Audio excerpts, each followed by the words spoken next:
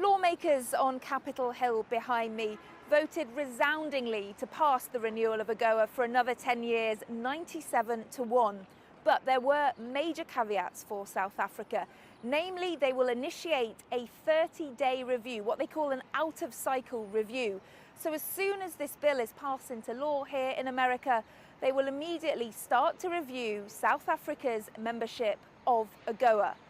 That will really put pressure on the South Africans to come to the negotiating table with the Americans and really iron out these trade issues between the two countries. I've been speaking to analysts and experts here in Washington, and they say they doubt that this will mean that the US will exclude South Africa from AGOA. Rather, they believe it may herald a brand new phase in trade relations between the two countries. What does the U.S. want? I mean, the U.S. wants, number one, to maintain its strong relationship with South Africa.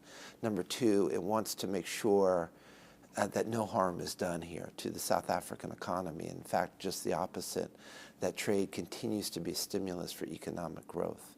Number three, it does not want to dislocate any workers. It doesn't want to jeopardize any jobs in South Africa.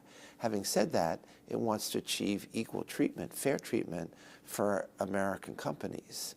So I think that's really where the rubber meets the road, and those are the kinds of conversations that are going to take place.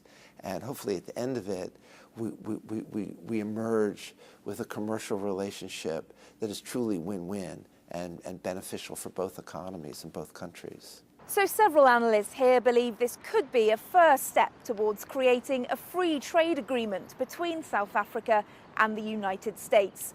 But first, the bill has to pass through the House of Representatives as well.